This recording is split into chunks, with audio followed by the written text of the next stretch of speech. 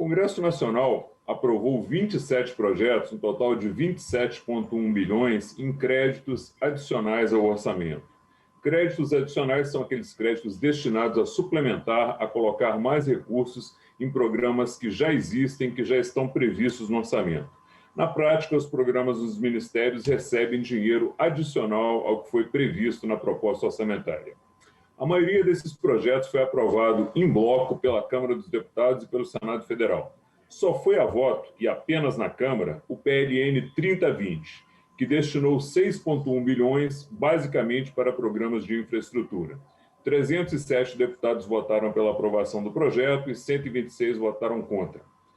A polêmica sobre esse assunto é que os deputados de oposição ao governo questionaram os remanejamentos que foram feitos e que retiraram 1,4 bilhão do Ministério da Educação. Esses recursos serão distribuídos aos Ministérios do Desenvolvimento Regional, da Infraestrutura e da Saúde. E para falar sobre esse assunto, os nossos convidados dessa edição do programa são os deputados Marcelo Ramos, do PL do Amazonas, e o deputado Paulão, do PT de Alagoas. Eu sou Fernando Gomes e este é o Câmara Debate, agora gravado em formato digital. Deputado Marcelo Ramos, deputado Paulão, sejam muito bem-vindos. Muito obrigado aí por terem aceitado o nosso convite para conversar sobre esse assunto. Olá, Fernando. Alegria poder dialogar com o deputado Paulão, que é um homem experiente e certamente movido pelos melhores propósitos de servir ao Alagoas e ao Brasil. Fernando, é um prazer participar desse programa, cumprimentar o Marcelo de forma destacada dos internautas. Obrigado, deputado. Deputado Marcelo Ramos, eu vou começar pelo senhor. Qual a sua posição em relação aos remanejamentos que foram feitos pelo PLN 3020? A destinação dos recursos mais adequada era essa mesmo? Vejam só, se tivesse sido mantida a lógica de retirar 1 bilhão e 400 milhões da educação, é óbvio que teria a minha reação e eu estaria aqui ao mesmo lado do deputado Paulão na crítica aos remanejamentos. Acontece que a condição imposta, inclusive pela oposição, legitimamente de votação do PLN 30, foi a retirada do PLN 29, com o compromisso do presidente Davi Alcolumbre e das lideranças do governo, em especial do senador Eduardo Gomes, líder no Congresso Nacional, de recompor 1 bilhão e 400 a partir de portarias, e por isso foi retirado o PLN número 29. Então, se você garante recursos para a infraestrutura sem retirar recursos de uma área tão sensível como a educação, é óbvio que isso é importante para o Brasil. Ninguém sai de um período de crise sem investimento em infraestrutura. Investimento em infraestrutura faz a roda da economia girar, investimento em infraestrutura gera emprego rápido na área da construção civil, e investimento em infraestrutura projeta para um futuro de retomada do desenvolvimento. Então, eu tenho certeza que ninguém é contra investimento em infraestrutura. Nós poderemos ser contra a retirada da educação para a infraestrutura. A partir do momento que houve um acordo avalizado pelo líder do governo e pelo presidente do Senado, presidente do Congresso Nacional, de recompor os recursos da educação, não tem como ser contra uma medida como essa, que mantém os recursos da educação e garante recursos para a infraestrutura, que é uma área fundamental para a retomada do crescimento do nosso país.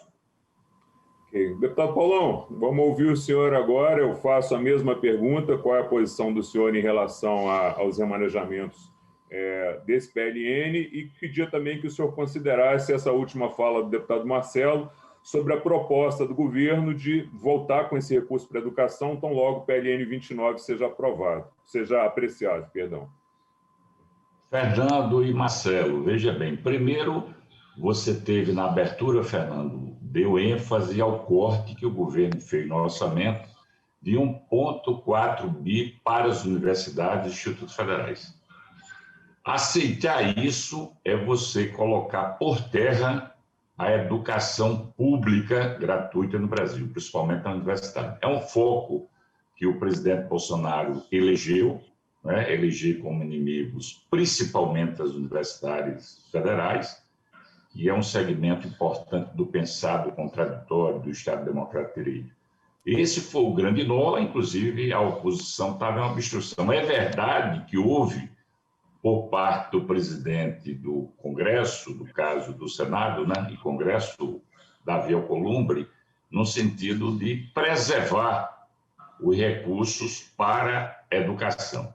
A gente sabe que é uma decisão que ele tomou, mas como vai se comportar essa base do governo, principalmente o centrão, em relação ao presidente Bolsonaro, que a pressão será muito grande. A outra crítica que nós temos em relação à infraestrutura, claro que nós somos favoráveis à importância do Estado no desenvolvimento, não só a nível nacional e regional. E aí o Ministério teve 2,3 bilhões. O grande questionamento é que você não tem transparência desse recurso. Vai para o Ministério do Desenvolvimento Regional agora, que obras serão feitas? Que obras serão discutidas? A gente não pode colocar somente um pacote para o Centrão. Por que eu digo isso? Porque o controle do Denox e a Codevasf, principalmente, que é uma empresa importante, uma companhia que tem um papel estratégico no Nordeste, ela consegue gerenciar desde uma praça a um sistema de água. Praticamente é um estado. E o controle da Codevasf e o Denox é do Centrão. Isso será usado de uma forma eleitoreira? Isso é uma grande preocupação, porque você não tem detalhamento. E a outra questão, Fernando e Marcelo, a grande preocupação, não só específica dessa temática de hoje, é que o orçamento ainda não foi discutido. Eu mesmo sou titular da CMO. Até hoje não houve a votação da presidência, porque existe uma disputa numa base do próprio governo, articulada pelo Rodrigo Maia, que é um pouco mais oposição, mas é governo, e você tem outra articulada pelo Centrão, pelo deputado Arthur Lira. Então, essa disputa, a gente está exatamente no mês de novembro e até hoje não foi escolhido a presidência para discutir o orçamento do próximo exercício. Isso é muito grave para a gestão do Estado. Ok. Deputado Marcelo, até pegando um gancho aí no que o deputado Paulão falou, 50% desse remanejamento ele ficou destinado para o Ministério do Desenvolvimento Regional, né? São obras aí ligadas à Codevasf e ao Denox. Em primeira mão, esses recursos devem ir para obras do Rio São Francisco e obras contra a seca. A questão, como o deputado levantou, é se isso não vai ser usado de uma forma eleitoreira, e se não poderia haver aí um carimbo maior desses recursos. O que o senhor nos diria aí sobre isso? Olha lá, eu não posso condenar um povo que precisa de água a não ter água, porque isso vai valorizar alguém eleitoralmente. Então não dá para colocar isso na conta. A conta que eu faço não é quem vai ser beneficiado ou contrariado eleitoralmente com a execução dessas obras, mas é se elas vão efetivamente mudar a vida das pessoas ou não. E como eu enxergo que são obras de natureza prioritária relacionadas ao São Francisco, relacionadas à distribuição de água no Nordeste, pouco me importa. Se tiver alguma obra aqui no Norte, pouco me importa se ela vai valorizar algum outro deputado. O que me importa é se ela vai mudar a vida das pessoas. Me parece que são obras que efetivamente mudam a vida das pessoas para melhor, levam água para quem não tem água, e eu não tenho dúvida de que nós não podemos negar ao povo o direito de ter água, porque isso vai beneficiar alguém eleitoralmente. Agora, por outro lado, quero manifestar absoluta concordância com o deputado Paulão. Não dá para você cobrir um santo descobrindo o outro. Não dá para você fazer obra de infraestrutura retirando recursos das universidades federais e dos institutos de ensino superior. E justamente por isso, legitimamente, a oposição fez uma resistência muito dura durante a votação do PLN 30, e isso fez retirar o PLN 29 da pauta e garantir a recomposição dos recursos da educação. Se nós tivermos a manutenção dos recursos da educação, que é o que está previsto por acordo, e tivermos também capacidade de investimento em infraestrutura, bom para o país.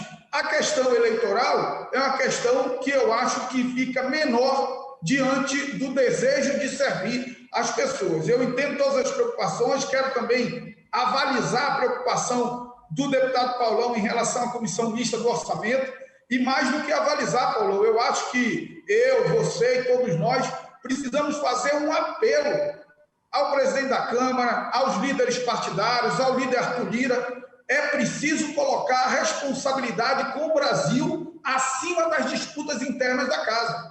Não dá para o Brasil parar porque 2 deputados não se entendem ou porque 2 deputados resolveram disputar uma comissão. O Brasil é muito maior do que isso. Nós precisamos do entendimento dessas 2 lideranças para instalar a comissão mista do orçamento e a gente possa debater um orçamento que efetivamente aponte o enfrentamento dos problemas do nosso país. Deputado Paulão, além do 1,4 bilhão que foi retirado da educação, houve também alguns cortes em outros ministérios importantes. Foram retirados 385 milhões do Ministério da Cidadania e cerca de 300 milhões do Ministério da Justiça e Segurança Pública, que também são áreas importantes. Como é que o senhor se manifesta sobre isso? Qual a sua opinião sobre isso? Veja bem, em relação à fala do deputado Marcelo, diferente da região dele, que é uma região privilegiada por água, né? Que é a região amazônica, a gente, claro que tem água do Nordeste, mas tem um semiárido muito forte. Então, claro que eu sou favorável que a obra de infraestrutura ela possa manter o programa dos carros-pipas, que estão praticamente paralisados.